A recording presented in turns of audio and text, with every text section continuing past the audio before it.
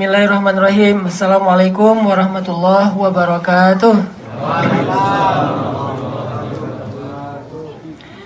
Yang semangat jawab salam saya doain mudah-mudahan cepat naik haji. Amin. Assalamualaikum warahmatullahi wabarakatuh. Sekali lagi ya.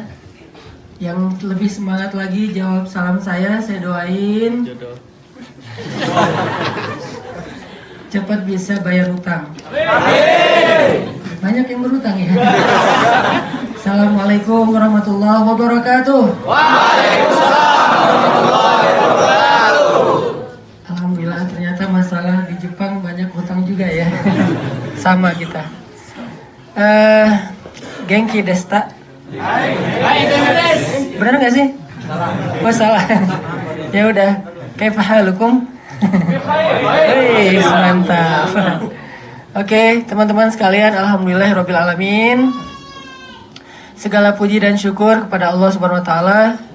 Malam ini kita bisa ngumpul di sini untuk sama-sama belajar. Karena yang belajar bukan hanya teman-teman, saya juga belajar. Kadang apa yang saya sampaikan di dalam ceramah itu nggak semuanya terkonsep, karena emang jarang dikonsep sih.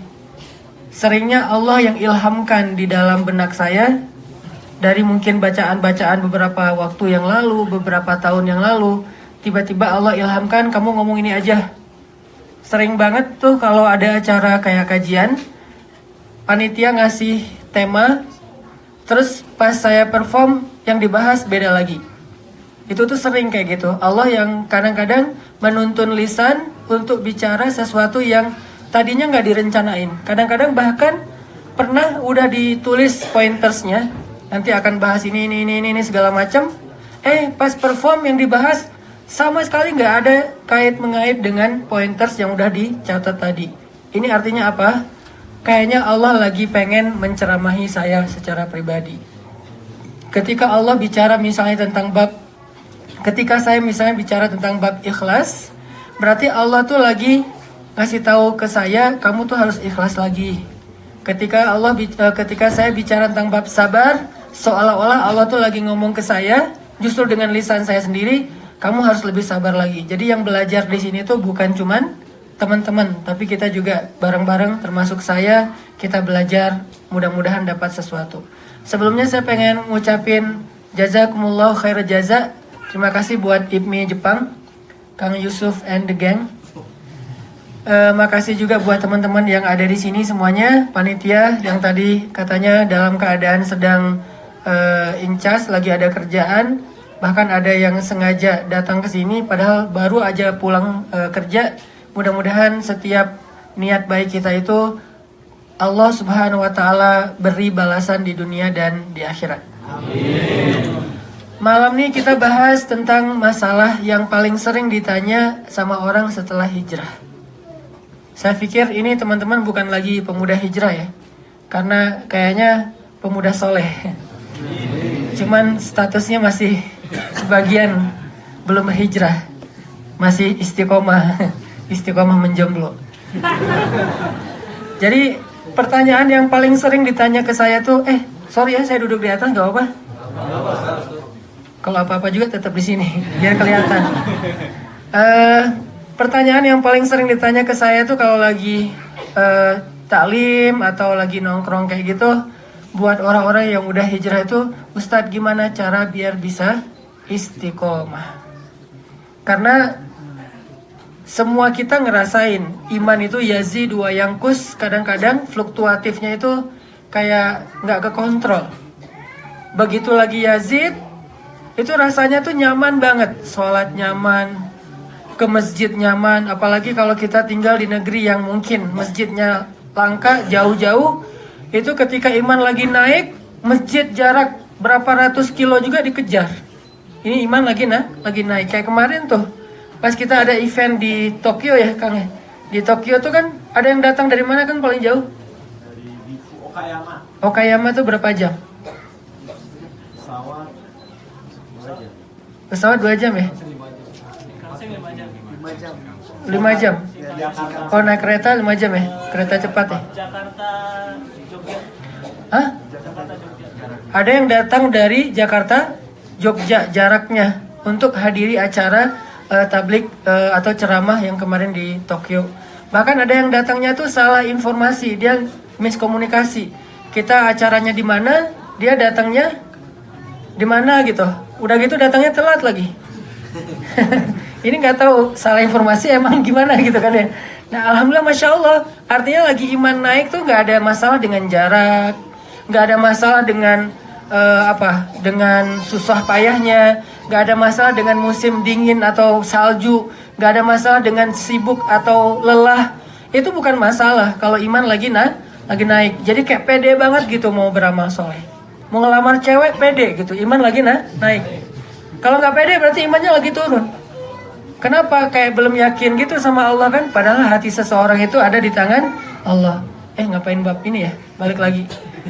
Jadi artinya kalau iman lagi naik, kita ngerasa kayak lega, kayak nyaman, kayak sangat mudah untuk beramal soleh.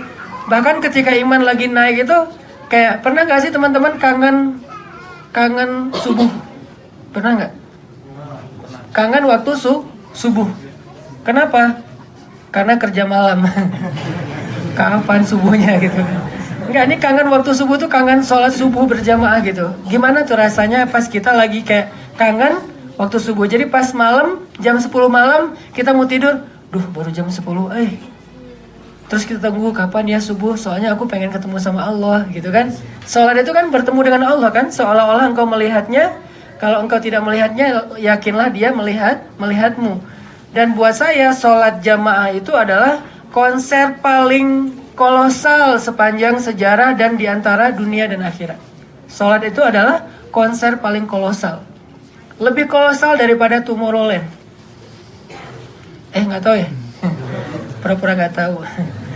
Kalau Tomorrowland itu kan kayak datang dari mana-mana gitu kan. Ada yang dari Brazil sampai booking pesawat, ditulis di pesawatnya Tomorrowland gitu kan. Begitu si David Guettanya keluar, terus pada wah gila-gilaan kayak gitu. Terus soundnya surround gitu, lightingnya luar biasa.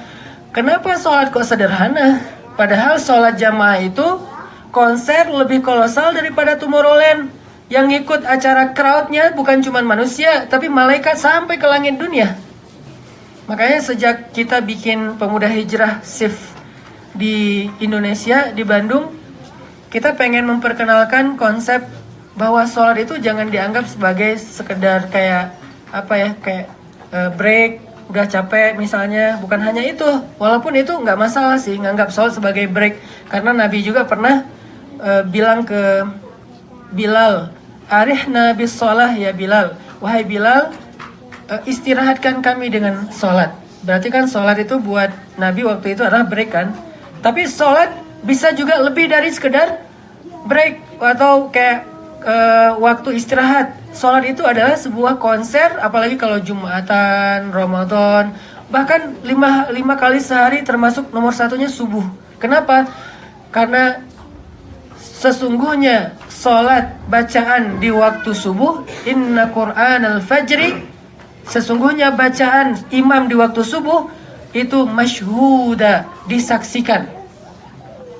Jadi performan imam di waktu subuh dalam sholat berjamaah itu masyhuda, disaksikan. Siapa yang menyaksikan? Kenapa di sini tidak ada kata aktif? Kenapa bentuknya kalimat pasif, disaksikan? Artinya yang menyaksikan itu nggak ditentukan hanya 1-2 makhluk. Yang menyaksikan itu adalah Allah, kemudian para malaikat, kemudian makhluk-makhluk semesta menyaksikan sholat subuh berjamaah. Jadi performannya seorang imam sholat subuh berjamaah itu masyhuda, ditonton kalau bahasa kita.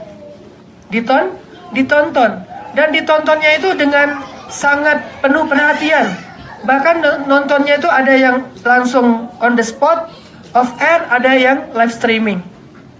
Siapa yang live streaming? Penduduk surga, karena mereka nggak bisa nonton langsung ke dunia, beda alam. Mereka live streaming tentang yang sholat subuh, sehingga orang-orang yang sholat subuh itu dirindukan di surga. Sedangkan Allah off air, langsung nonton hambanya, bukan dari jarak jauh di langit, langsung datang ke bumi untuk nonton sholat berjamaah. Jadi kalau kita perform kayak misalnya akustikan atau mungkin reggae atau mungkin apalah jazz atau apapun bentuk musik-musik yang kita tampilkan, kita performing di depan orang banyak, yang nonton itu cuma manusia. Kalau agak gila-gilaan dikit, yang nonton manusia plus jin.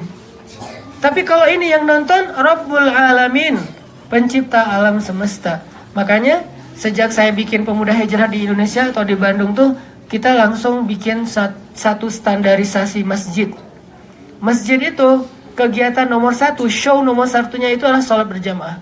Sehingga dia harus punya sound yang paling bagus. Teman-teman kalau misalnya lagi ngedit video, ini para vlogger atau youtuber, kalau lagi ngedit video atau yang teman-teman anak band, kalau lagi ngedit suara di laptop tuh atau di komputer, kan suka ada efek ya, sound efek kan ada tuh. Nah kalau sound efeknya yang digital, jadi kita nggak perlu bikin secara manual, itu keluar beberapa menu kan. Ada misalnya hall gitu kan ya, ada yang misalnya apa gitu. Salah satunya ada katedral kan gitu kan. Suka ada menu katedral nggak? Ada nggak menu masjid? Nggak ada kan? Kenapa nggak ada? Karena sound masjid itu nggak masuk standar, sehingga nggak masuk di dalam sound effect digital. Harusnya masjid itu punya sound effect digital yang keren, sehingga dia kayak standarisasi sound bagus itu kalau ada reverbnya bagus, low-nya pas, mid-nya pas, high-nya pas, berarti ini masjidnya kayak gini nih suara standarnya. Sehingga kalau misalnya kita lagi setting suara masjid, suara sound di masjid, tinggal klik aja tuh tombol atau menu efek masjid. Nggak ada, yang ada katedral. Kenapa? Karena katedral, gereja, mereka perhatian banget dengan sound. Setahu saya di Indonesia, bahkan gereja yang paling sederhana aja soundnya itu 1 miliar. Instalasi sound 1 miliar. Makanya mereka kalau lagi kayak perform gitu kan, itu suaranya tuh enak didengar.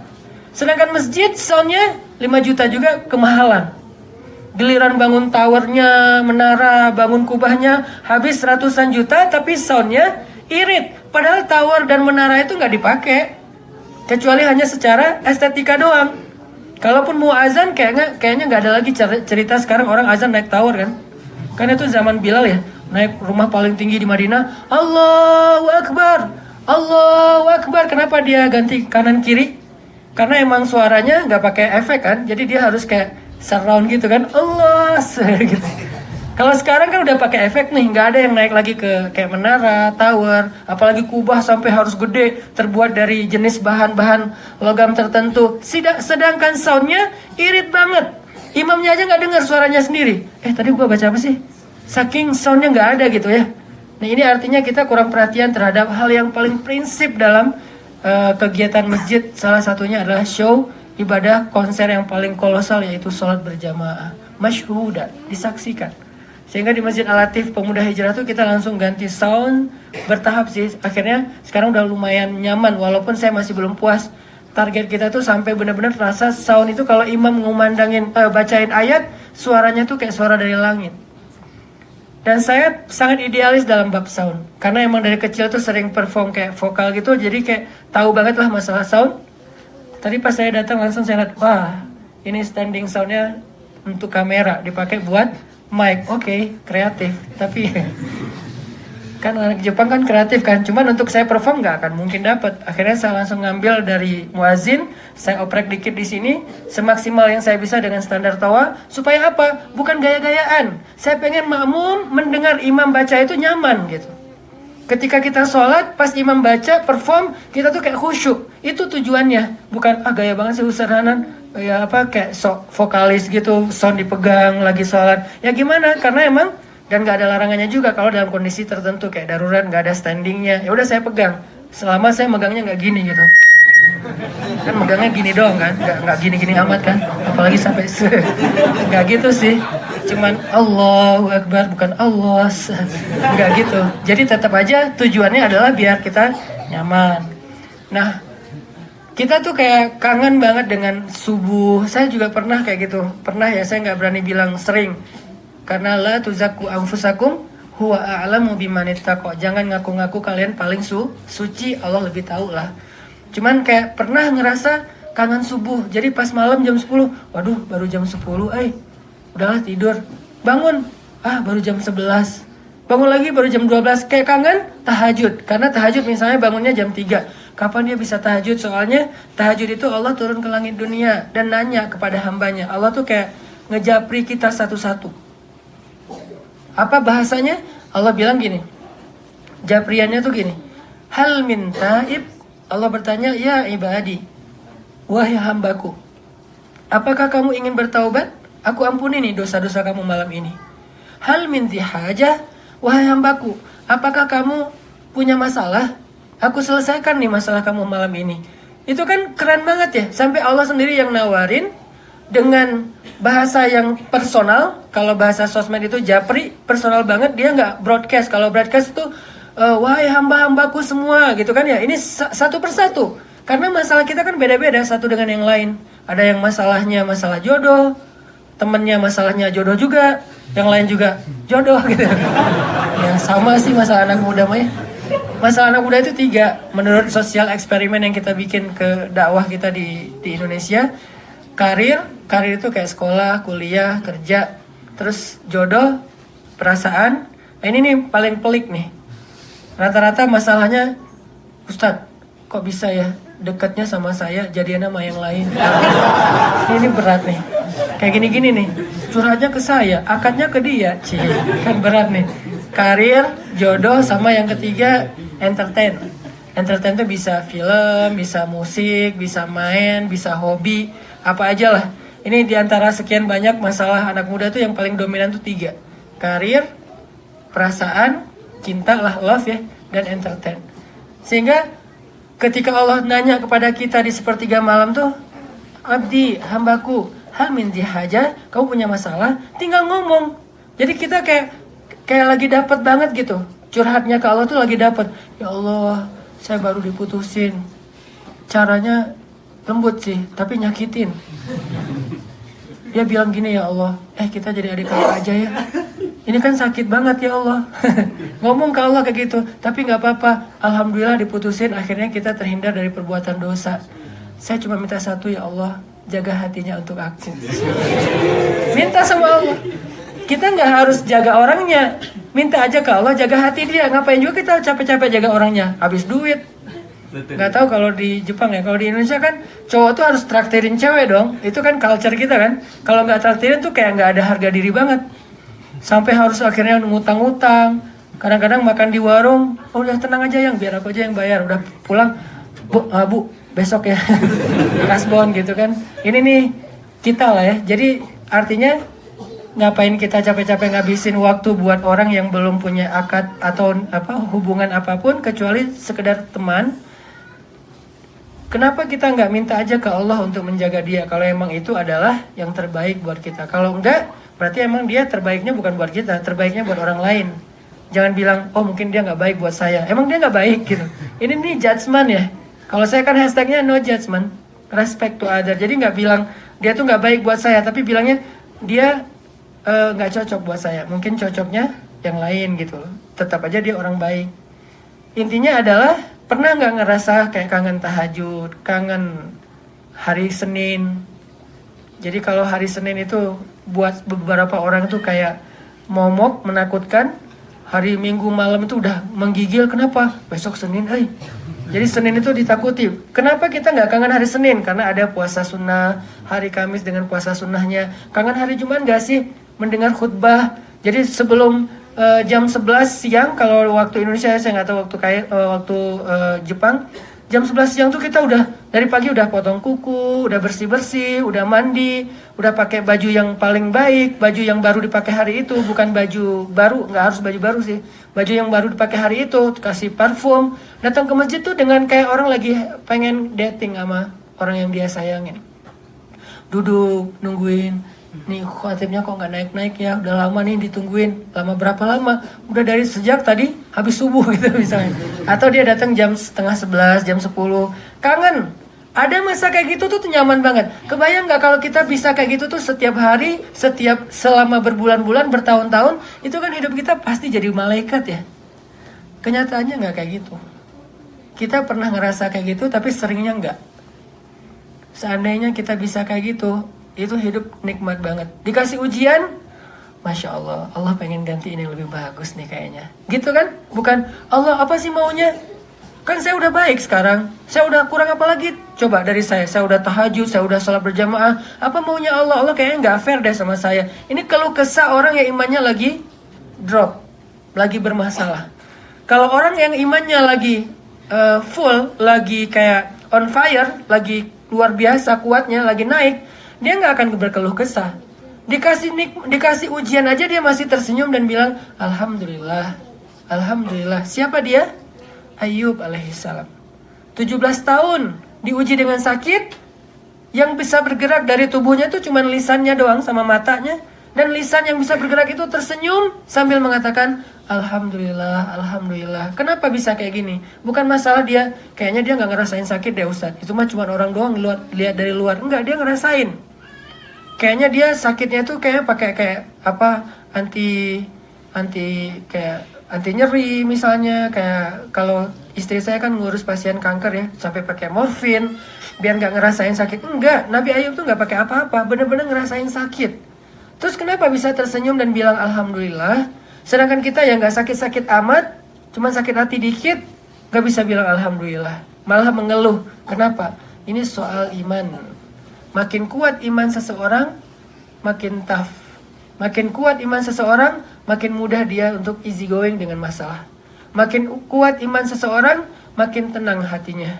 Masalahnya, kok kita nggak bisa selalu kayak gitu kondisi iman. Sehingga akhirnya muncul rasa bosan. Bosan itu indikasi iman kita sedikit bermasalah. Walaupun nggak parah-parah amat sih. Tapi kalau kebosanan ini sampai berbulan-bulan, akhirnya meninggalkan yang diperintahkan Allah, sampai berbuat sesuatu yang dilarang sama Allah, ini berarti emang iman kita lagi punya masalah besar.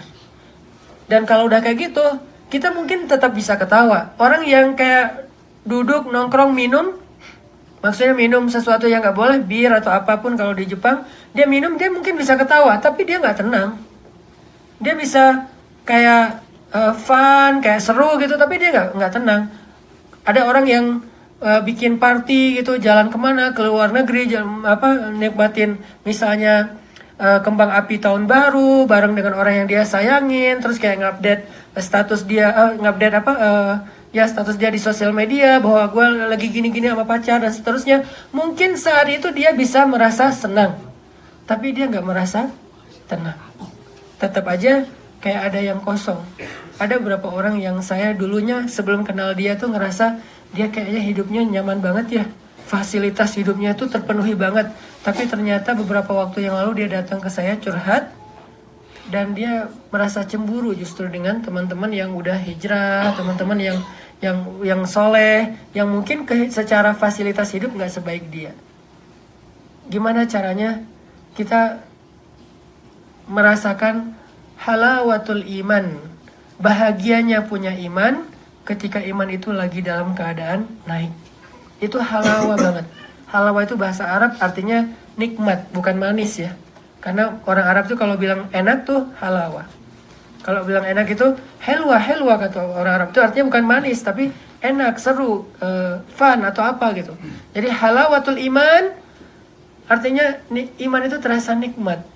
Amal soleh itu terasa nikmat. Memaafkan orang lain nikmat. Pernah nggak ngerasa dibully tapi tenang-tenang aja? Pernah dibully di sosmed? Sering ya? Yang sering dibully pasti followersnya banyak. Yang nggak pernah dibully nggak punya followers, kecuali satu, mantan. Itu juga pakai akun palsu, pengen stalking ya. Jadi kayak misalnya kalau kita dibully, ada orang mungkin orang yang sama ya, pernah kita dibully tuh kayak sebel banget, gregetan banget, pengen di replay komen-komen mereka, pengen dibales. Tapi ada masanya orang ketika dibully biasa-biasa aja. Apa bedanya? Padahal kadang-kadang ketika dia merasa biasa-biasa aja, bulian itu mungkin lebih ngeri lagi daripada yang sebelumnya. Dia dikata-katain segala macam, difitnah segala macam. Tapi kok dia anteng-anteng aja, mungkin saat itu imannya lagi kuat, sehingga dia gak gampang terpancing. Bahkan memaafkan orang yang sudah menyakiti dia, buat dia tuh mudah. Memberikan sesuatu kepada orang yang gak ada hubungan kekeluargaan dengan dia, buat dia itu mudah. Sedekah tuh buat dia tuh mudah. Kenapa? Imannya lagi kuat. Kalau misalnya iman lagi lemah, jangankan sedekah. Nafkah yang wajib aja kepada keluarga, irit. Mikir gitu. Wah, nih kayaknya kegedean nih. Nih kayaknya rugi banget nih gue capek-capek kerja terus dikasih ke istri. Padahal dalam beberapa riwayat hadis, nafkah seorang suami kepada istri terkadang, gak selalu ya, terkadang itu lebih besar pahalanya daripada infaknya di jalan Allah atau di dalam jihad. Jadi kalau misalnya ada orang yang kayak sedekahnya rajin tapi nafkahnya irit, ini dia berarti gak ngerti konsep Islam. Padahal yang wajib itu pasti lebih gede loh pahalanya daripada yang sunnah. Cuman menyempurnakan yang wajib, lakukanlah yang sunnah. Jadi kalau misalnya kita orangnya senang sedekah, harusnya dalam bab nafkah kita juga harus lebih jor-joran lagi. Setuju nggak ibu-ibu? Kurang setuju ya bu? Oke, kita ralat. Jadi kalau misalnya sedekah aja kita kayak jor-joran, harusnya nafkah lebih jor-joran. Jadi kayak misalnya kita sedekah ngasih orang misalnya 1 juta, 2 juta buat pesantren, panti asuhan, harusnya buat keluarga lebih gede dari itu. Ini namanya iman lagi bagus nih. Itu yang dirasain orang ketika imannya baik, mudah memaafkan orang lain, sabar, apalagi buah dari iman kan banyak tuh. Apalagi gampang mudah bersedekah, membantu orang lain. Dalam urusan ibadah dia rajin beribadah, dalam urusan masalah pribadi dia lebih tabah. Seperti orang Suriah, kata Nabi, nanti di akhir zaman ketika terjadi huru-hara akhir zaman. Huru-hara akhir zaman itu Nabi nyebutnya dengan istilah malhamah. Apa arti malhamah? Malhamah itu malhamah kubro namanya. Malhamah itu dari kata lahmun. Lahmun itu artinya daging. Malhamah artinya ketika daging berserakan di mana-mana. Itu arti malhamah kubro. Nanti di akhir zaman akan datang masa di mana terjadi malhamah kubro. Yang kalian melihat malhamah kubro artinya daging manusia berserakan di mana-mana dan itu jumlahnya sangat banyak. Udah terlihat belum sekarang? Terlihat sekali dengan rudalnya Rusia itu. Anak kecil, tangannya hilang, yang ditemukan cuman sebelah kaki orangnya udah hancur, segala macam. Ini daging berserakan di mana-mana, daging manusia, dan itu jumlahnya sangat banyak, sampai jumlahnya ratusan ribu korbannya, hampir 1 juta kalau sekarang. Nah pada saat itu iman tertinggal di Syam. Iman tertinggal di Syam. Maksudnya apa? Bukan berarti yang selain Syam itu nggak beriman. Nggak gitu. Kita nggak boleh memahami satu hadis lalu menyimpulkan. Nggak boleh tuh. Itu cara rumus formula kalau kita mau menyimpulkan hukum dalam agama. Nggak boleh pakai satu hadis. Nggak boleh sama sekali. Baru tahu satu hadis, haram. Nggak boleh. Karena hadis itu saling mengutuhkan satu dengan yang lain. Sama kayak ayat saling mengutuhkan satu dengan yang lain. Nggak boleh kita baca satu ayat langsung menyimpulkan produk fikih, hukum, halal, haram gak boleh. Jadi ketika Nabi bilang iman tertinggal di Syam, itu bukan berarti selain Syam, Indonesia, Malaysia, berarti gak beriman. Enggak, bukan gitu maksudnya. Maksudnya, kalau kalian pengen melihat contoh iman yang paling keren, ideal, luar biasa, lihatlah Syam. Itu maksudnya. Walaupun kita akan menemukan orang beriman di mana-mana, tapi kalau pengen lihat contoh yang iman itu luar biasa, lihatlah Syam. Lihatlah gimana seorang anak kecil di Syam yang kakinya itu luka parah, yang kepalanya itu sampai sobek, berdarah-darah sekujur tubuhnya, kemudian kepalanya dijahit, nggak pakai bius. Kenapa nggak pakai bius? Karena nggak ada obat bius. Soalnya kondisinya perang dan obat-obatan susah masuk, sehingga kehabisan obat. Dijahit kepalanya, nggak pakai bius. Terus gimana cara dia menghadapi itu? Dia baca Al-Quran, Alif Lam Mim, sambil dijahit sama dokter. Kan viral kan? Dzalikal kitabul la raiba fi hudal lil muttaqin. Ketika sakit, alladzina yu'minuna bil ghaibi wa yuqimuna shalah wa mimma razaqnahum yunfiqun. Dia tahan rasa sakit, bukan nggak kerasa sakit. Cuman sakitnya kalah dengan khusyuknya membaca Al-Quran. Bukan nggak ngerasa sakit, tetap mereka merasakan sakit luar biasa tetap. Cuman kayak kalah gitu dengan nikmatnya membaca Al-Quran. Nah ini kok ada orang yang dalam keadaan kayak gitu tilawah Al-Quran bisa membuat dia bertahan ngerasain sakit yang lagi dijahit kepalanya yang sobek. Kita baca Quran malah jadi kayak kok saya capek ya baca Qurannya, kok males ya baca Qurannya. Ada orang baca Quran langsung ngantuk. Kalau nggak bisa tidur, dengarkan Al-Quran. Ada 2 obat tidur untuk orang yang lemah imannya. 1, dengerin Al-Quran. 2, pergilah ke masjid dengerin khutbah Jumat, langsung tidur. Jadi kalau nggak bisa tidur gampang, hari Jumat datang aja. Begitu assalamualaikum, baru bangun lagi, pas doa amin, bangun. Wah, oh udah selesai khutbah Jumat. Pendek banget ya khutbahnya, padahal udah hampir sejam. Ini obat tidur nih. Artinya kok beda banget nih kondisi kita terhadap Al-Quran antara kita sama orang-orang di Syam. Kenapa? Karena iman. Jadi di situ Nabi tuh lagi ngajarin kepada kita, kalau kalian pengen jadi orang tabah kayak orang Syam, belajarlah iman. Kalau kalian pengen menjadi orang yang sabar kayak orang Syam, belajarlah iman. Kalau kalian nggak pengen mengeluh seperti orang Syam, karena mereka nggak suka mengeluh, belajarlah iman. Kalau kalian ingin survive dalam musibah masalah hidup kalian seperti orang Syam, belajarlah iman. Sehingga Nabi menyingkatnya dengan bahasa, pada masa itu iman tertinggal di Syam. Bukan berarti yang lain tidak beriman. Berarti iman itu penting banget. Menjaga keimanan itu supaya istiqomah itu penting banget. Karena kita nggak tahu kapan kita akan dapat masalah dalam hidup. Bisa masalah yang berbentuk ujian musibah, bisa masalahnya berbentuk apa? Kayak gangguan dari manusia.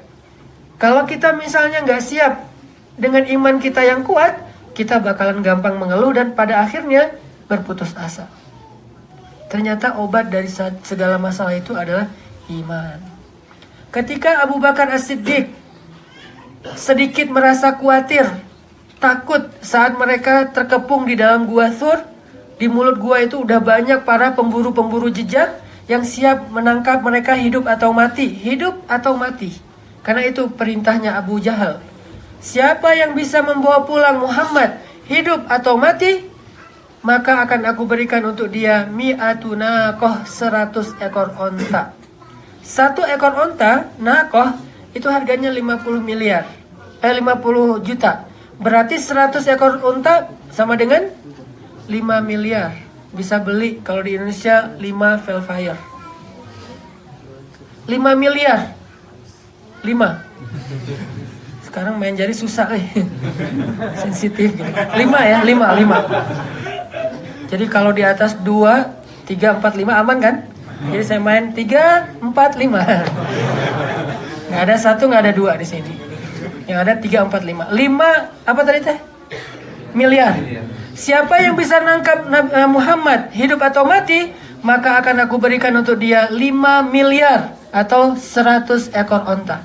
Semangat dong orang-orang yang tadinya nganggur, nggak punya kerjaan, sekarang tiba-tiba dengan dikasih satu challenge yang mudah banget dapat 5 miliar itu kan gampang banget tuh. Pertama, Muhammad itu bukan orang yang ditakuti, beda dengan Umar. Walaupun sebetulnya Muhammad, Rasulullah itu lebih tangguh daripada Umar, cuman nggak pamer. Nabi kan jarang tarung kan. Sekali-kalinya Nabi tarung kan dirahasiakan. Kayak Wing Chun-nya Yipman ya, tarung terus rahasia, nggak ada yang tahu gitu kan. Edisi berikutnya yang terbaru, baru dia bilang waktu itu aku kalah gitu kan ya. Rasulullah tarung pernah, cuman rahasia. Siapa yang menang, siapa yang kalah, tarung sama siapa? Abu Rukanah. Abu Rukanah itu terkenal badannya gagah banget, kuat banget, jago tarung, dan gak pernah kalah. Jadi 30-0. Gak pernah kalah. Habib Nurmagomedov. Kebayang gak Rasulullah lawan Habib Nurmagomedov? Nabi kan gak ada track record petarung kan. Sekarang di lawan Habib Nurmagomedov, bukan McGregor, udah ketinggalan lah ya. Sebutlah Habib Nurmagomedov lawan Habib nih, Nabi Muhammad lawan Habib. Kebayang gak tuh gimana? Karena kita udah tahu fisiknya Habib, jagonya Habib di ring, gimana cara dia ngunci, bisa orang patah. Karena saya juga dekat sama teman-teman Bandung Fighting Club di Bandung, kita ngaji bareng. beberapa kali acara pertandingan mereka saya nonton juga, kasih semangat buat mereka, khususnya bagian meruqyah. Pokoknya ada yang tiba-tiba kerasukan ya baca ayat kursi. Jadi pernah tarung sama orang Filipina. Petarung Bandung lawan, jadi waktu itu kayak turnamen internasional. Orang petarung Bandung lawan petarung Filipina. Pas dikunci nih di belakang tangannya kan, pas dia mungkin lengah dikunci, nggak nyerah, patah tangannya. Karena kalau nggak nyerah bisa patah kan. Terus lawan petarung Amerika, badannya lebih gede. Itu pas petarung Bandungnya dipukulin, saya langsung la haula wala quwata illa billah, la haula wala quwata illa billah. Begitu petarung Indonesianya bangkit, Allahu Akbar, Allahu Akbar. Biasa yang nonton ustaz. Jadi antara la haula dengan sama Allahu Akbar. Menang tiga apa istilahnya? Bukan tiga kelas, bukan tiga pertarungan lah ya. Bukan tiga ronde. Tiga partai, tiga kan, aman ya. Tiga partai, tiga-tiganya menang dan di ronde pertama semuanya. Saya dekat dengan foundernya, Kang Edwin Sinjaya, mungkin pernah ke Jepang juga. Salah satu orang yang baru hijrah juga. Nah ini artinya Nabi Muhammad lawan Habib. Gimana tuh? Ternyata pas Nabi bilang, Bib, waktu itu namanya Abu Rukana, tarung yuk, sparring yuk, kata Nabi. Kata Abu Rukana, ya Muhammad, aku gak tega nyakitin kamu. Ngeremehin banget kan? Kata Nabi, lihat aja nanti. Males gitu kata Abu Rukana. Gak ada untungnya kalau saya menang. Kata Nabi, kalau gitu ya udah, siapa yang menang dapat kambing. Kalau kamu menang saya kasih kambing saya, kalau saya menang kamu kasih kambing kamu. Abu Rukana kan pede, nggak mungkin kalah. Dia kayak yakin banget dapat kan kambing. Oh beneran, ya udah ayo. Tarung Nabi kan gulat kan, genre-nya kan, genre. Jadi beliau tuh gulat. Pegang Abu Rukana, dibanting sama Nabi, dikunci, Abu Rukana nyerah. Kata Nabi, Abu Rukana, mana kambingmu? Dikasih kambing ke Nabi. Abu Rukana tuh kayak nyesel banget, kok bisa kalah ya? Kayak nggak habis pikir nih. Terus Muhammad, sekali lagi deh, penasaran gue nih, kayak tadi ada yang salah jurus deh. Ya udah tarung lagi, kalah lagi Abu Rukana sampai 3 kali. Abu Rukana 3 kali kalah dan kehilangan 3 ekor kambing. Duduk aja ngahuleng. Kata Nabi, Abu Rukana, malham, kamu kenapa? Saya lagi bingung, kata Abu Rukana. Bingung kenapa? Saya pulang nanti ngomong apa ke ayah saya tentang 3 ekor kambing yang hilang. Terus, emang kenapa kamu gak punya jawaban? Terus saya harus jawab apa? Masa saya harus bilang kalah tarung sama kamu, Muhammad? Malu atuh. Kalau saya bilang dimakan serigala, itu bohong. Dan saya gak mau berbohong kepada ayah saya. Nabi kemudian mengatakan, wahai Abu Rukana, gak usah khawatir. Ini aku balikin ketiga kambing kamu. Beneran Muhammad? Beneran. Aku gak mau engkau dipermalukan oleh ayahmu. Langsung dia bilang, asyhadu an la ilaha illallah wa annaka rasulullah. Masuk Islam Abu Rukana. Jadi Nabi pun kayak gitu. Jadi apa tadi kok jadi ke Abu Rukana? Istiqomah ya, istiqomah. Balik lagi kepada iman. Bisa nggak nih kita merasa setiap hari itu iman kita tuh kayak semangat semangat orang ya dalam kenyamanan dalam beriman itu kayak kenyamanan orang dalam pacaran. Orang lagi pacaran tuh kan berbunga-bunga kan? Mungkin pada soleh-soleh di sini nggak pernah pacaran, alhamdulillah. Tapi katanya nih, kata siapa Ustaz? Kata teman saya, Ustaz memang ya nggak usah dibahas. Kata teman saya, kalau lagi kayak jatuh cinta, lagi pacaran itu kan berbunga-bunga, malam nggak bisa tidur, pengen ngontak terus, pengen chat sampai habis kuota kalau di Indonesia, telepon sampai telinganya merah gitu kan. Terus kalau ketemu gitu atau nama dia disebut di mana gitu, dia kayak tiba-tiba jadi dak-dikduk sendiri gitu kan. Kalau di sekolah dulu tuh tulis namanya di papan tulis, tulis namanya di bangku gitu kan ya, tulis namanya di buku tulis bagian belakang, itu kan ya standar lah ya, anak-anak sekolah pada suka kayak gitu. Bisa nggak kita kayak gitu ke Allah? Karena kalau bisa kayak gitu ke Allah, pasti kita nyaman banget hidupnya. Soalnya apa? Allah nggak pernah putusin kita, Allah nggak pernah ngecewain kita, Allah nggak pernah ninggalin kita, Allah nggak pernah cuekin kita, Allah nggak pernah ngerepotin kita. Jadi kalau makhluk aja yang kadang setiap saat bisa putusin kita, bisa ninggalin kita, bisa cuekin kita, bisa ngambek ke kita, bisa ngerepotin kita, bisa merugikan kita, bahkan modalnya kan gede buat pacaran tuh. Itu aja kita bisa ngerasa nyaman. Kenapa dengan Allah kita nggak bisa ngerasa nyaman? Padahal Allah nggak pernah mutusin kita, Allah nggak pernah ninggalin kita, Allah nggak pernah ngerepotin kita, Allah nggak pernah membebankan kita, kecuali beban itu diganti dengan kebaikan yang berlipat ganda. Nggak mungkin Allah ngecewain kita. Ini berarti kita harus cari nih. Saya dulu pernah, misalnya nih, saya dulu pernah pacaran, itu nyaman banget hidup. Hari-hari tuh kayak hatinya berbunga-bunga. Tapi saya pengen kayak gitu tuh ke Allah, gimana ya Ustadz? Nah, kita cari nih. Bisa nggak kita nemuin lagi nih suasana hati kayak gitu, tapi targetnya atau objeknya tuh bukan cewek atau cowok, bukan pacar gitu kalau bahasa orang yang belum paham, tapi Allah. Kita kayak gitu tuh bukan kepada makhluk, tapi kepada Allah. Kangen Allah, terus pengen ketemu Allah, pengen nelpon Allah, pengen ngejapri Allah, kepo dengan kebesaran-kebesaran postingan-postingan Allah. Postingan Allah itu apa? Ayat-ayat kauniyah. Setiap pagi Allah posting matahari terbit, dan itu matahari yang baru. Maksud matahari yang baru, suasana baru, hari yang baru yang tidak pernah terulang. Malam Allah terbitkan lagi, posting lagi bintang-bintang. Allah posting musim setiap beberapa bulan, berganti 4 musim dalam setahun.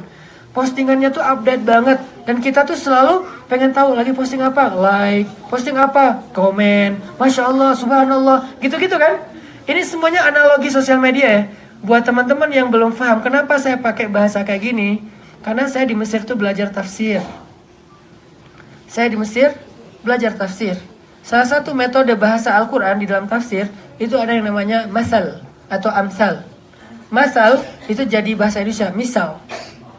Arti sebenarnya dari masal adalah analogi.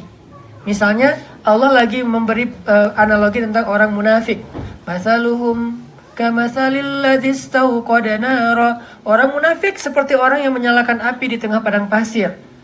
Falamma adaa'at ma haulahu dzahaballahu binurihim wa tarakahum fi dhulumat. Ketika api itu udah menyala, Allah ambil cahayanya. Tinggal apa sekarang? Kalau api itu udah menyala, Allah ambil cahayanya. Tinggal apa? Tinggal panas. Ini detailnya diksi Al-Quran. Allah mengatakan seperti menyalakan nar. Api, bukan nur. Nar, api. Api mengandung dua, secara sederhana, mengandung dua hal. Satu, panas, dua, cahaya. Falamma adaa'at, lalu ketika api itu sudah diya, sudah menyala, kenapa enggak? Falamma nawwarat, sama artinya menyala. Ada adaa'at, ada nawwarat. Kenapa enggak pakai nawwarat? Falamma nawwarat, ketika api itu sudah menyala. Kenapa pakai falamma adaa'at? Karena diya dan nur dua hal yang berbeda. Nur, cahaya tanpa panas. Nur. Makanya bulan itu namanya Nurul Qamar. Nggak ada Nurul Syams. Kalau ada yang bilang Nurul Syams, berarti dia nggak ngerti bahasa Arab.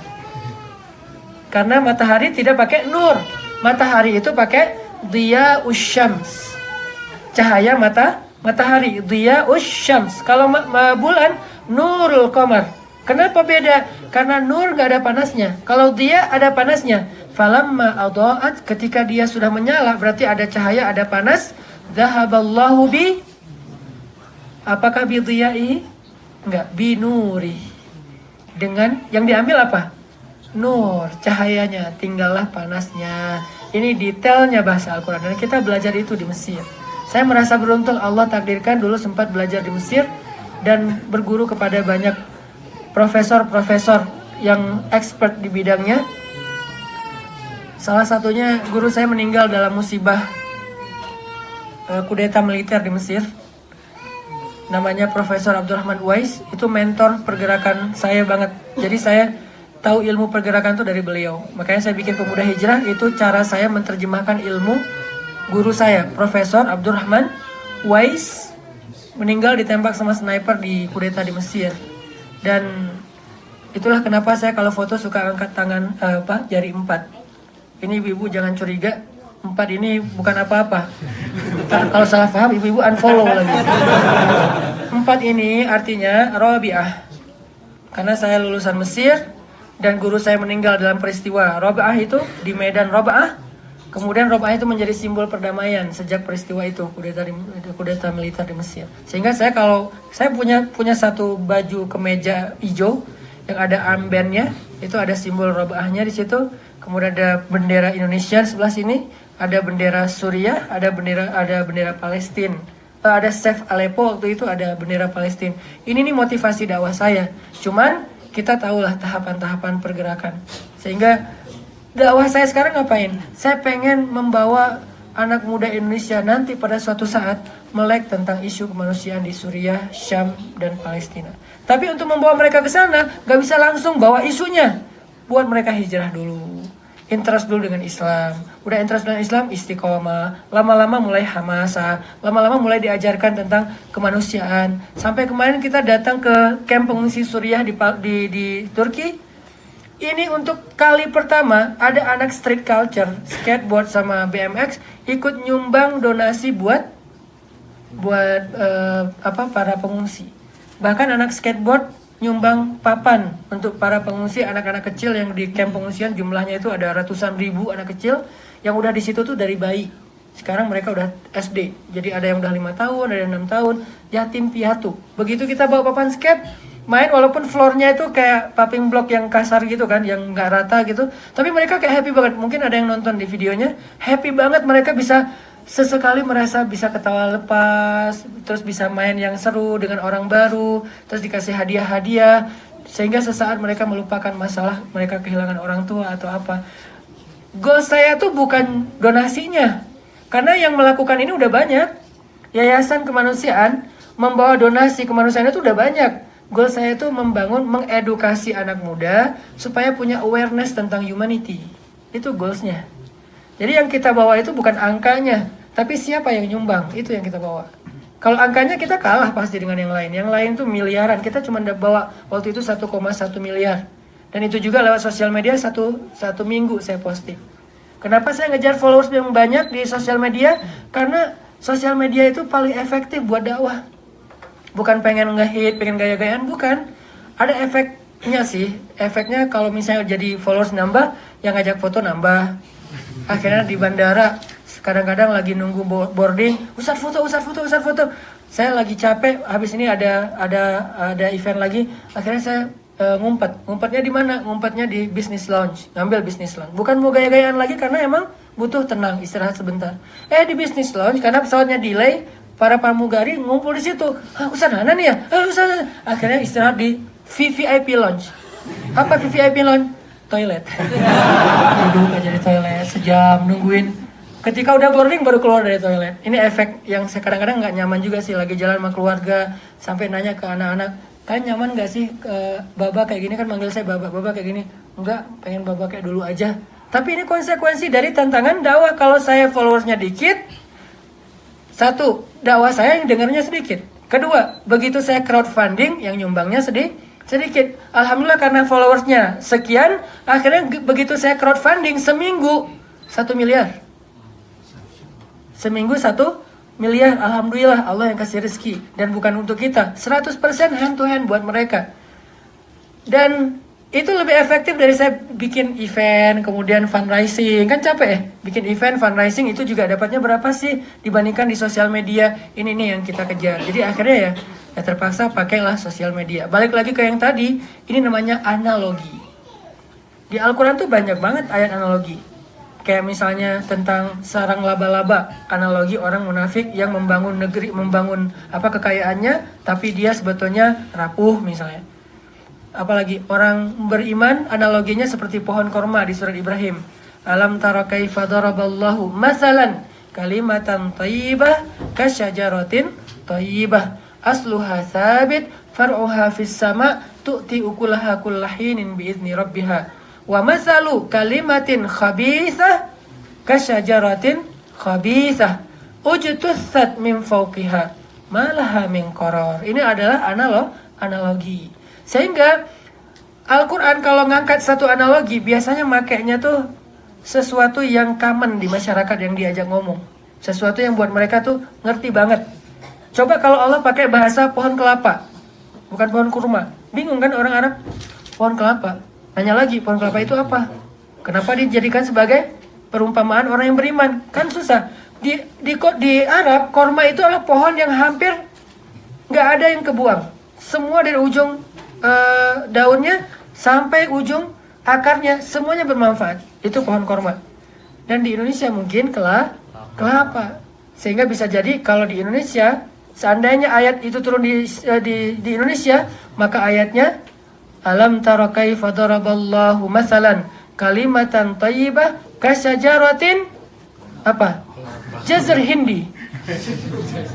Kasyajaratin jazr hindi, karena itu kelapa bahasa Arabnya jazr hindi. Kenapa jadi hindi padahal di Indonesia gitu ya? Ya gitulah, orang Arab taunya India, nggak tahu Indonesia waktu itu. Jadi nyebutnya jazr hindi. Kasajaratin jazr hindi asluha thabit wa far'uha fis sama tu'ti ukulaha kullahinin bi'izni rabbiha. Jadi kebenaran yang dikenal oleh orang Arab pada masa itu pohon terbaik pohon korma, akhirnya pakailah bahasa seperti pohon korma. Sekarang dakwah saya segmentasinya youth, anak muda. Kalau teman-teman lihat follower saya di sosial media, di Instagram terutama, itu secara statistik usia follower saya itu 90% antara usia 15 sampai 35 tahun. Itu follower saya. Follower Ustadz Abdul Somad antara 15 sampai 50 tahun. Beliau lebih luas jangkauan followersnya karena emang treatment dakwahnya kayak gitu. Treatment dakwah saya tuh segmented banget karena emang kita bagi-bagi tugas.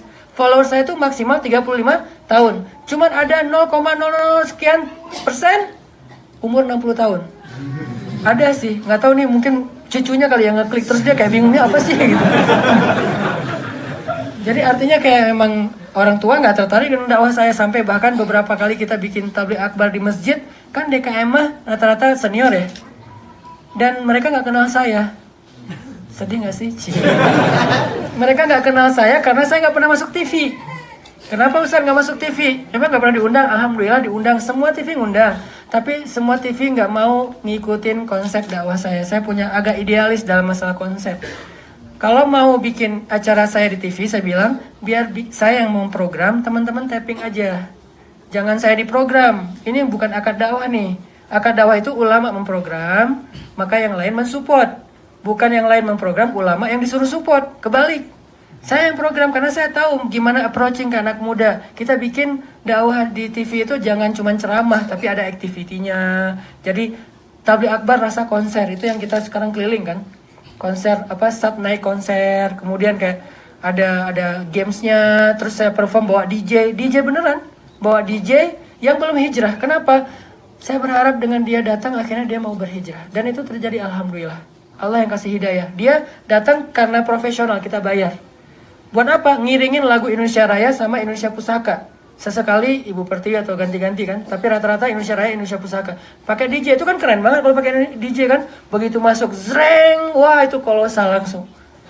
Pas acara muhasabah, acara salat taubat, DJ-nya nangis.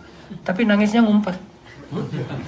Gitu. Kenapa? Gak mau kesorot kamera, malu sama teman-temannya.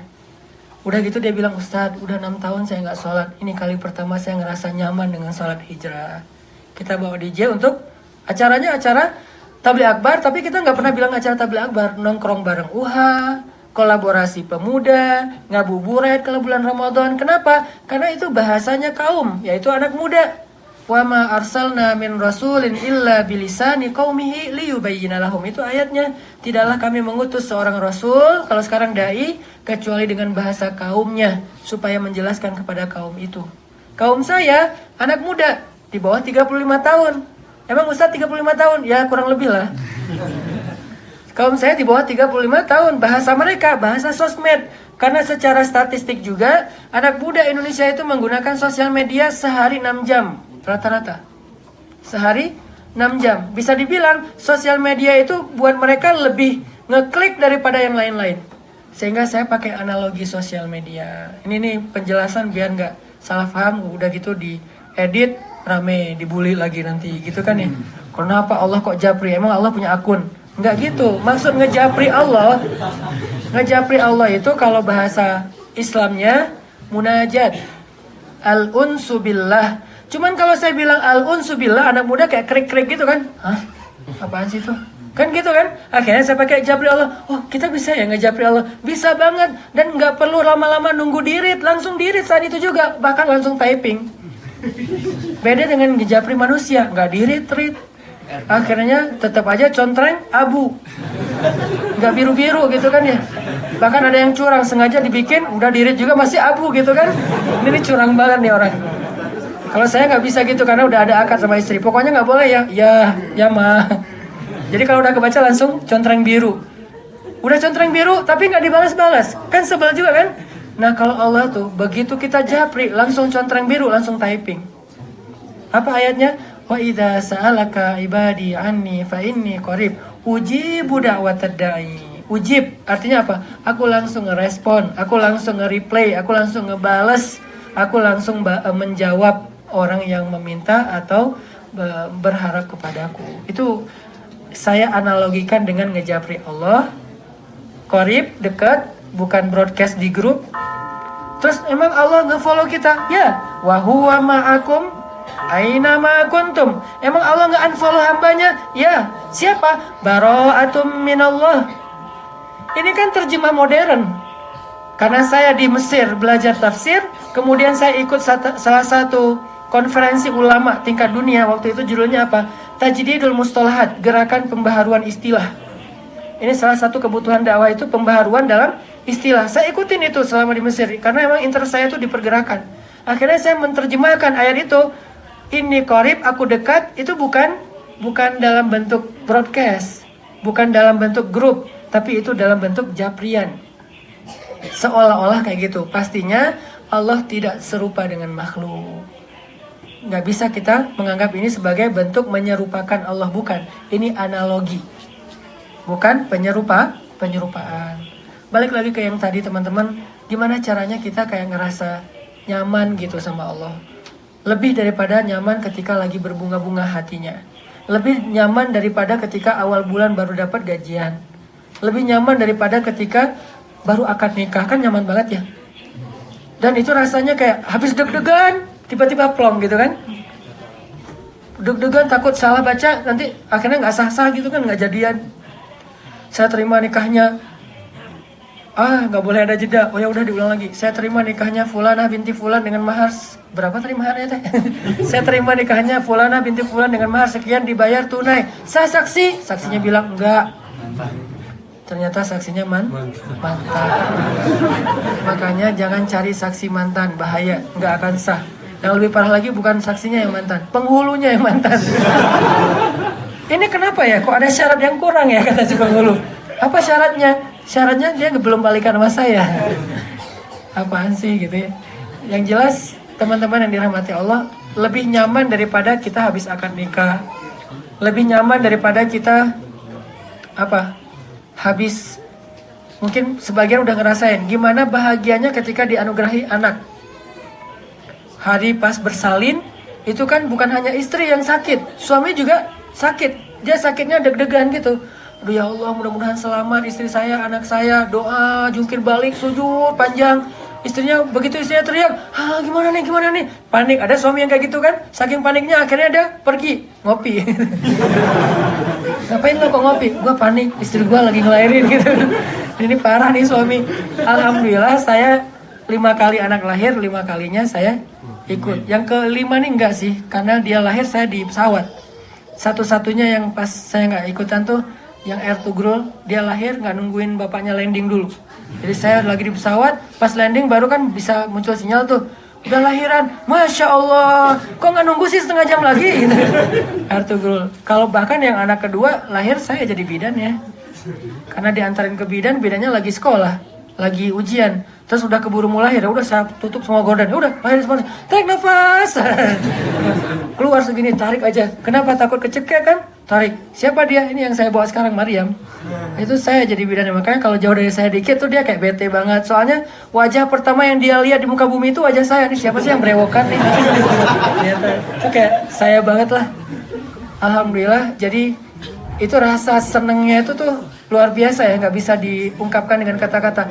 Bisa nggak kita kayak gitu ke Allah? Senang habis ibadah, senang zikir, senang doa. Doa itu hobi. Jangan malu-malu berdoa. Ada yang bilang gini, jangan banyak-banyak doa. Mending kita beramal aja, nggak enak minta terus sama Allah. Dia berarti mengatakan seolah-olah Allah itu nggak suka dimintai. Padahal Allah justru tidak suka kalau hambanya tidak meminta. Hamba yang jarang meminta kepada Allah, bahasa Al-Qurannya istaghna, merasa dirinya serba cukup. Kalla innal insana layatgha ar-ra'ahu istaghna. Sungguh manusia itu melampaui batas ketika dia merasa dirinya serba cukup, nggak butuh Allah lagi. Sedangkan Nabi Ibrahim, kata Allah, Ibrahim itu adalah hamba yang awwahun. Awwah itu bukan awah ya. Awah itu bahasa Sunda. Awwah itu artinya apa? Awwah itu artinya da'a. Arti da'a, senang banget berdoa. Dikit-dikit, ya Allah. Dikit-dikit, Rabbi. Ada masalah dikit, Allah. Terus saja minta sama Allah. Dan Nabi Muhammad lebih dahsyat daripada itu. Sampai Nabi Muhammad mengatakan apa? Mintalah kepada Allah walaupun cuman garam. Pas kita masak nih, gak ada garam, minta sama Allah. Ya Allah, garam, mana nih? Minta sama Allah. Udah gitu ikhtiar nyari ke warung di sebelah rumah. Terus kenapa minta? Minta itu bukan soal kita bisa beli sendiri, bisa nyari sendiri. Bukan soal itu. Minta itu soal menjaga bahwa kita selalu bergantung sama Allah. Soal hati, bukan soal hasilnya.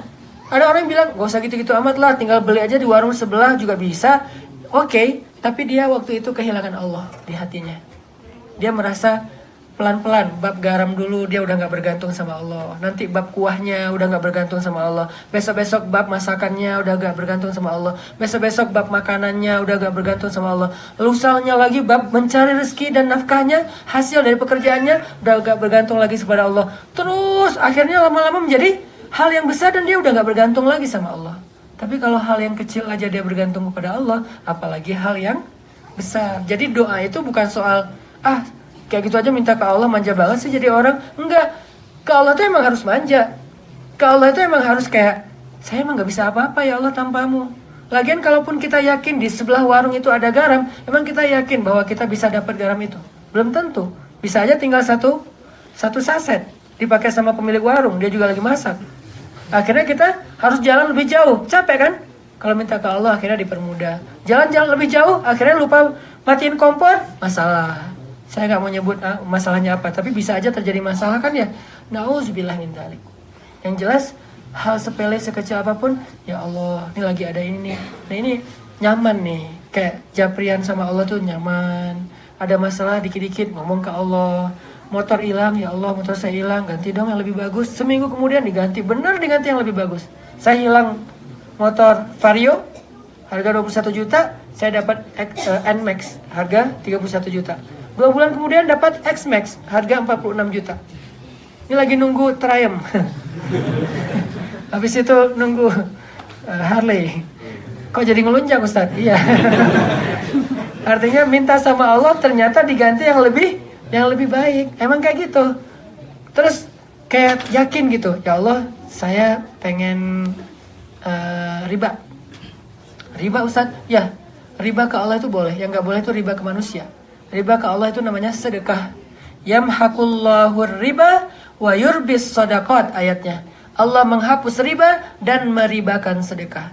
Teman-teman mungkin akan banyak mendengar hal-hal yang diksi baru dari saya. Ini namanya terjemah. Bukan ayatnya baru ya, karena saya nggak berani pakai ayat baru. Nggak ada ayat baru, nggak ada hadis baru, udah jelas kayak gitu. Al-haqu bayyin wal batilu bayyin. Yang benar udah jelas, yang batil udah jelas. Cuman terjemahnya yang berbeda. Angle ngelihatnya yang berbeda. Allah menghapus riba dan meribakan sedekah. Maksudnya apa? Kok teksnya kayak gitu? Kalau teman-teman baca ayatnya nggak ada kalimat meribakan sedekah, karena terjemahan itu udah langsung ke maksud. Maksudnya apa? Ya, wa yurbis sedekah itu artinya melipat gandakan sedekah. Tapi diksi yang dipakai riba, yurbi. Riba yurbi itu artinya melipat gandakan, meribakan. Berarti sedekah itu sama dengan konsep riba, cuman lebih dahsyat. Terus kok boleh?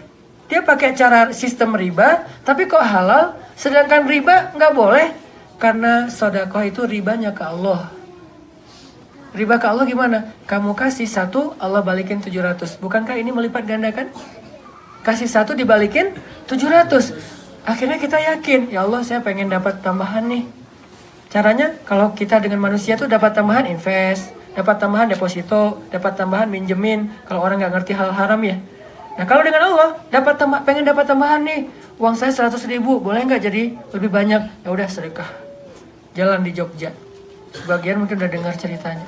Jalan di Jogja naik becak, tukang becaknya pas udah nganterin kita beli kayak segala oleh-oleh Jogja gitu, udah selesai. Mas berapa? 20.000. Udah keliling-keliling 20.000. Saya kasihan kan? Akhirnya saya tambahin 21.000. Enggak sih, 100.000. Saya kasih 100.000.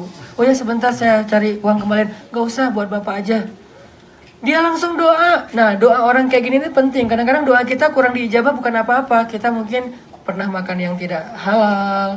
Mungkin kita memutuskan silaturahim. Sehingga doa kita ditolak kan. Maka butuh wasilah doa orang. Doa malaikat, doa orang soleh, doa orang polos. Ini orang polos nih. Maksud polos, dia doa tuh tulus banget. Gak berharap apa-apa. Ya Allah, Masya Allah, Alhamdulillah, makasih ya Pak. Semoga Bapak dan Ibu waktu itu bareng dengan istri. Semoga Bapak dan Ibu bahagia terus, langgeng terus, saling mencintai. Amin. Begitu dia pergi, saya dikecup sama istri saya. Kamu keren deh. Saya nyesel, kenapa ngasih 100.000? Kalau ngasih 200.000, kecupnya kanan kiri gitu kan. Oh Masya Allah, langsung diijabah sama Allah gitu kan. Terus doa yang kedua, semoga harta Bapak berlipat ganda, dibalas dengan yang lebih baik oleh Allah SWT. Pergi aja, amin gitu. Malamnya ada yang ngejapri istri saya. Teh, saya pengen ketemu Ustaz Hanan, pengen ngucapin terima kasih. Saya hijrah lewat ceramah-ceramah Ustaz Hanan, boleh nggak? Standar jawabannya, kan istri saya suka jadi road manager kan. Dia bilang, maaf Ustaz Hanan besok schedule-nya tight schedule banget, nggak bisa ketemu. Maaf ya, lewat japrian aja ya gitu. Tapi saya pengen sekali aja, saya minta waktu 5 menit. Saya janji nggak akan lebih 5 menit. Karena dia maksa, akhirnya istri saya bilang, ya udah pas breakfast aja ya di hotel. Boleh ya Pak, 5 menit aja ya? Ya teh, oke. Jam 5 subuh dia WA, teh, ternyata pesawat saya jam 8, jadi saya nggak akan sempat ketemu Ustaz Hanan lagi. Maaf ya, mungkin waktu yang lain aja. Oh iya, kata istri saya, oke. Aman kan? Jam 6 dia WA lagi, teh, Alhamdulillah pesawat saya delay 2 jam. Jadi saya ada waktu 5 menit untuk ketemu Ustaz Hanan, boleh ya saya ke hotel? Ya Pak, gitu kan. Datang nih pas breakfast jam 8. Nungguin, begitu saya selesai breakfast, kita ke lobby. Ustadz, saya janji 5 menit dan nggak akan lebih 5 menit. Saya cuma pengen bilang, istri saya, kita keluarga tuh udah hijrah lewat ceramah Ustadz di YouTube. Saya pengen ngucapin terima kasih. Sebagai bentuk rasa syukur saya, bahagia saya pengen ngasih Ustadz hadiah kecil. Ustadz punya rekening? Saya mulai agak-agak curiga, rekening? Nggak bisa amplop aja. Karena saya ngebayanginnya berapa sih, 200.000 lah, 1 juta lah ya. Ada rekening, ya udah deh, saya kasih rekening saya. Siang dia capture udah transfer berapa? 250 juta. Cash, langsung bukan cash sih, ditransfer. 250 juta. Saya kan kayak nggak percaya gitu kan, jangan-jangan ini kasus nih, gue lagi dijebak nih, cie. Kayak kegeeran banget gue, kayak lagi dijebak nih. Akhirnya saya karena emang di bank itu dapat priority, jadi saya nanya ke orang banknya, tolong cek nomor yang ini nih bener nggak nih, dan orangnya kayak gimana. Alhamdulillah dicek, emang orangnya punya bisnis, memang dia mampu dan memang dia wajar transfer segitu. Oh akhirnya saya tenang, saya WA bapak itu langsung, Pak makasih ya, tapi saya nyesel. Tahu gitu semalam pas dia ngajak ketemuan, malam itu juga saya ketemu. Siapa tahu jadi 500 juta ya. Gara-gara cuma 5 menit jadi 250 juta. Inilah hidup ya. Jadi benar-benar gak usah khawatir lah riba ke Allah. Yang senang riba, yuk ribanya ke Allah, sedekah. Jangan riba ke manusia. Pertama haram, kedua untungnya kecil. Berapa sih riba ke manusia paling gede juga? Deposito berapa persen? 0, kalau ke Allah bukan 0, 700 minimal lah gitu. Maksimalnya berapa Ustaz? Bighairi hisab, tanpa batas. Bighairi hisab, tanpa batas. Ini artinya kita kalau yakin sama Allah dan bisa menjaga keyakinan itu dalam waktu yang lama, hidup kita tuh banyak mudahnya teman-teman. Enak gitu, nggak banyak keluh kesah. Mudah-mudahan kita dianugerahi keistiqomahan. Caranya ayo kita tajdid iman kita. Itu caranya cuma satu doang malam ini. Next time mudah-mudahan bisa dengar lewat YouTube. Jangan lupa subscribe. Hard selling. Malam ini satu doang. Tipsnya apa? Tajdidul iman. jaddidu imanakum, perbaharui iman. Cara memperbaharui iman, dengar cerita-cerita inspirasi, baca kisah-kisah Nabi dan para sahabat, baca ayat-ayat yang kayak janji-janji Allah, misalnya tidak ada seekor pun hewan di muka bumi yang melata kecuali Allah yang menjamin rezekinya. Itu kan bikin iman kita nambah kan? Terus apalagi? Alam yajidka yatiman fa'awa wa wajadaka dhallan fahada wa wajadaka ailan fa'aghna la tahzan innallaha ma'ana. Banyak ayat-ayat kayak gitu. Tinggal kita baca, kita renungkan, gak usah banyak-banyak, satu ayat tapi direnungkan. Itu udah bagian dari tajdidul iman, memperbaharui iman. Dengan kayak gitu kita bisa jaga kestabilan iman kita, dan itu disebut dengan istilah istiqomah. Istiqomah itu ketika iman stabil. Salah satu makna istiqomah. Barakallahu fiik. Itu aja yang bisa saya share. Mohon maaf agak ini saya nggak siap nih bawa pakai celana training. Saya lupa kalau malam ini ada event, ada taklim. Saya pikir cuma mau main snowboard doang gitu. Dasar Ustaz modus. Terus gini. Jadi yang penting santai, tapi insya Allah ada makna yang bisa kita bawa pulang. Barakallahu fiik. Assalamualaikum warahmatullahi wabarakatuh.